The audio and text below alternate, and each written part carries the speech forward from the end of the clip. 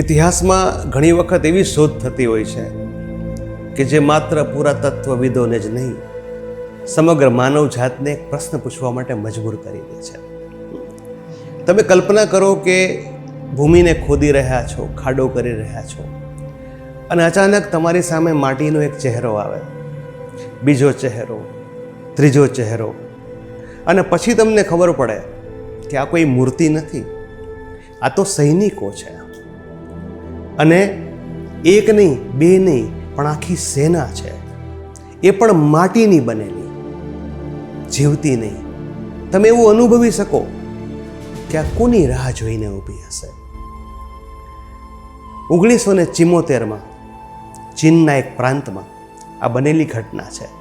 આપણને દંતકથા લાગે, ફિલ્મની સ્ટોરી લાગે, પણ આ સત્ય ઘટના છે.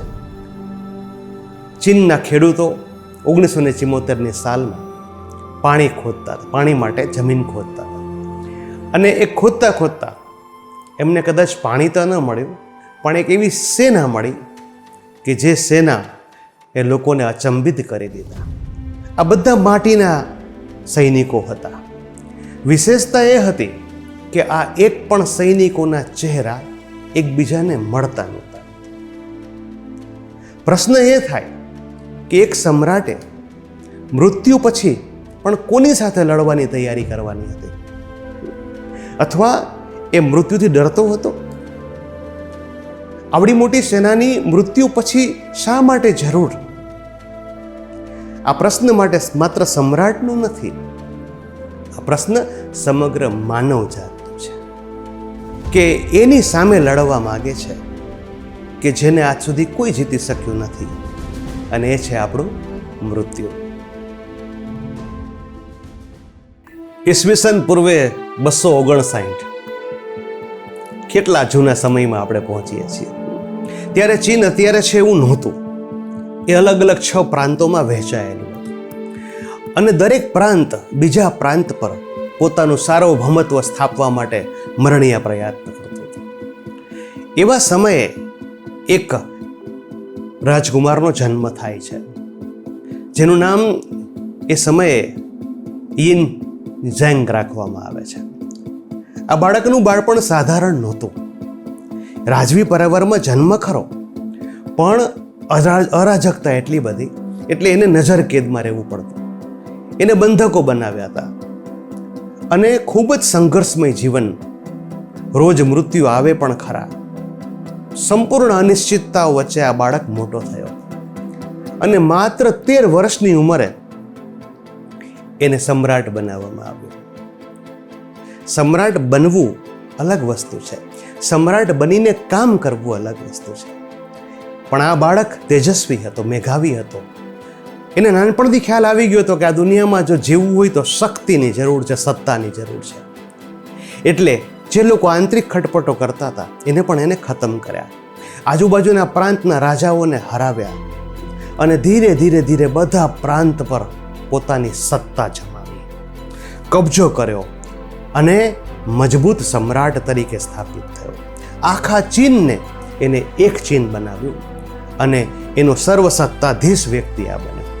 અને એટલા માટે એને પોતાનું એક નવું નામ આપ્યું, ચીન શુ હુઆંગ, એટલે કે ચીનનો પ્રથમ સમ્રાટ. એટલી બધી અમાપ સત્તા કોઈ પ્રશ્ન સામે ન કરી શકે.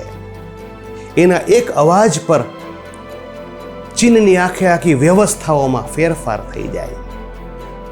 આટલો પાવરફુલ કિંગ એમ્પેરર એક જ વસ્તુથી ડરે છે, એ છે મૃત્યુ. એને અમર થવાના અભર ખાવું પડે છે કે મારે મરવું નથી. એટલા માટે એ પોતાના વૈદોને બોલાવીને કહે છે કે તમે અજાણ્યા ટાપુઓ પર જાઓ, ગમે ત્યાં જાઓ, એવી જડીબુટ્ટી શોધી આવો કે જેનાથી હું કદી મૃત્યુ પામું નહીં. લોકો ચારે બાજુ જાય છે, અલગ અલગ વનસ્પતિઓ ખવડાવે છે. એમ કહેવાય છે કે પારો જે કદાચ મૃત્યુ આપી શકે, એ પારાનો પણ કદાચ પ્રયોગ કર્યો અને એનું મૃત્યુ થયું, આવું કહેવાય છે. પણ એટલા બધા પ્રયત્નો કર્યા છતાં એને સમજાઈ ગયું કે એ મૃત્યુને જીતી નહીં શકે. એટલે એને પોતાના મહત્વના લોકોને ભેગા કરી અને હુકમ કર્યો કે મારે એક એવી સેના બનાવી છે કે જે મૃત્યુ પામું પછી પણ મારી કબરની, મારી સલામતીની વ્યવસ્થા કરે. આવડો મોટો સમ્રાટ અંદરથી કેટલો ડરતો હતો એક મૃત્યુથી, એ આ વાત સમજાવે છે. અને કહેવાય છે કે ત્યારે 7 લાખ જેટલા કારીગરોથી વધારે લોકો આ કામમાં લાગી ગયા. 36 થી 40 વર્ષનો સમય થયો આ આર્મીને બનાવતા. એમાં 8000 સૈનિકો, અને એક પણ સૈનિકનું મોઢું સરખું નહીં, દરેકના હાથમાં ધાતુના હથિયારો. 8000 સૈનિકો, 130 થી વધારે પાયદળ, અશ્વદળ, લગભગ 130 રથ, જેમાં 520 થી વધારે ઘોડાઓ જોતરેલા. આ બધું જ માટીનું. અને આખું સામ્રાજ્ય સૈન્ય ઊભું કર્યું. કોઈ હુકમની રાહ જોતા હોય યુદ્ધ માટે, કોઈ મુખ્ય જે સેનાપતિઓ હોય એ ચર્ચા કરતા હોય એવા કોન્ફરન્સીસ રૂમ. આખી વ્યવસ્થા એવી કે જાણે એક સમ્રાટ છે એના આદેશની રાહ જોઈને ઊભેલું સૈનિક. આ સૈન્યને આજે લોકો ટેરાકોટા આર્મી તરીકે ઓળખે છે અને યુનેસ્કોએ વર્લ્ડ હેરિટેજમાં પણ આનું સ્થાન લીધું છે. હવે પ્રશ્ન એ આવે કે જેની પાસે આટલું બધું હોય એ પણ ડરે. આ માનવ મનનો પ્રશ્ન છે. આને ટેરર મેનેજમેન્ટ થિયરી કહેવાય. માણસ દરેક ભયમાં જીવતો જ હોય, અને એ ભય છે એ ભયને મેનેજ કરવા માટે અલગ અલગ વ્યવસ્થાઓ કરતો હોય. આ દુનિયામાં માનવ જ એક એવું પ્રાણી છે કે જેને ખબર છે કે એ મરવાનું છે, એટલે ઘણા મૃત્યુને સ્વીકારે છે, ઘણા મૃત્યુથી ડરે છે. અને જીવ્યા પછી, મર્યા પછી પણ એને અમર થવું છે, એટલે કોઈ હોસ્પિટલ બનાવે છે, કોઈ પુસ્તકો લખે છે, કોઈ શિલ્પ કરે છે, કોઈ ચિત્રકાર બનીને ચિત્ર બનાવે છે. અત્યારના સમયમાં લોકો ફોટોગ્રાફ પાડીને સોશિયલ મીડિયા પર મૂકે છે, કારણ કે એને પોતાના મૃત્યુ પરથી પણ પોતાના અસ્તિત્વને આ પૃથ્વી પરથી જવા નથી દેવું. આ માનવ મનની મથામણ છે. પણ એક વસ્તુ વાસ્તવિક છે કે ગમે તેટલું કરીએ, ગમે એને જીતીએ, માણસ મહાકાય પ્રાણીઓને જીતી ચૂક્યો છે. માણસ સૂક્ષ્મ જીવાણુઓને જીતી ચૂક્યો છે. માણસે પૃથ્વી પર પોતાનું આધિપત્ય જમાવ્યું છે. માણસ સૂરજને કંટ્રોલ કરવા માંડ્યો છે. માણસ મંગળ પર જવા માંડ્યો છે. માણસને હવે સામે કોઈ હરાવી શકે એમ છે જ નહીં. પણ છતાં આજનો પાંગળો માનવી મૃત્યુ પર વિજય પામી શકતો નથી. આ સનાતન સત્ય છે. લગભગ 2000 વર્ષથી વધારે વર્ષ વીતી ગયા. સમ્રાટ આજે આ દુનિયામાં નથી. માત્ર એની નિર્જીવ સેના ડોકિયું કરીને આપણને કહે છે કે મનુષ્ય ગમે એટલો શક્તિશાળી થાય એ મૃત્યુ પર વિજય પામી શકતો નથી. આજે પણ લોકો અમર થવા માટેના પ્રયત્નો કરે છે. આ પ્રશ્ન એક સમ્રાટનો નથી, આ પ્રશ્ન દરેક મનુષ્યનો છે. મૃત્યુ નિશ્ચિત છે. જો એને સ્વીકારીએ તો આપણે કેટલા વર્ષો જીવ્યા એ મહત્વનું નથી, આપણે કેવું જીવ્યા. આપણા કારણે કોના ચહેરા પર સ્મિત આવ્યું. આપણે કદાચ કોઈનું આંસુ લૂછી ન શકી તો કાંઈ નહીં, પણ કોઈના આંસુનું કારણ તો ન બનીએ.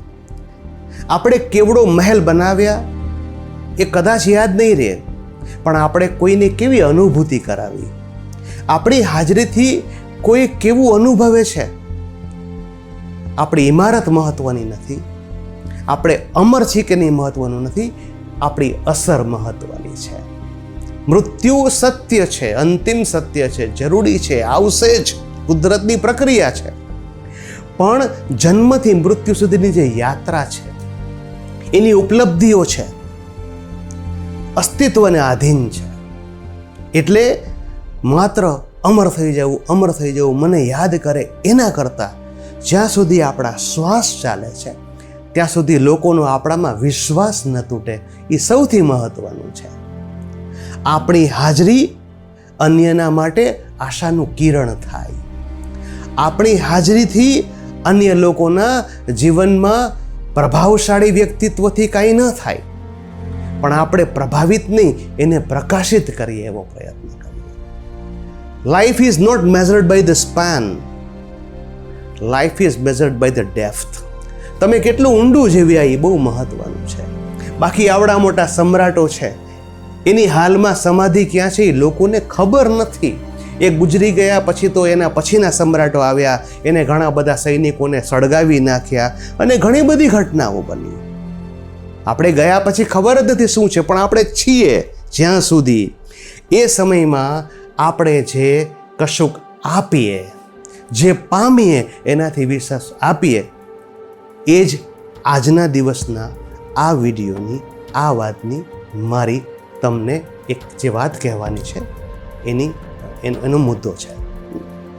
ફરીથી સત્ય મૃત્યુ છે, સ્વીકારવું જ રહ્યું. અને રોજ મૃત્યુના વિચાર કરીને મથીએ એવા લોકો તો ક્ષણે ક્ષણે મરતા હોય છે. એના કરતાં એક દિવસ મરવાનું જ છે, તો જેટલો સમય જીવીએ એટલો સમય આપણે જીવીએ, કોઈને પણ જબરદસ્ત જોરદાર રીતે જીવાડીએ, તો આપણા જીવનનો સાચો અર્થ અહીં છે. જો તમને મારી આ વાત ગમી હોય તો પ્લીઝ આ વિડીયોને લાઈક કરજો, આ વિડીયોને મન ભરીને શેર કરજો, કમેન્ટ કરજો અને સબસ્ક્રાઈબ તો અવશ્ય કરજો. Stay tuned. નમસ્કાર.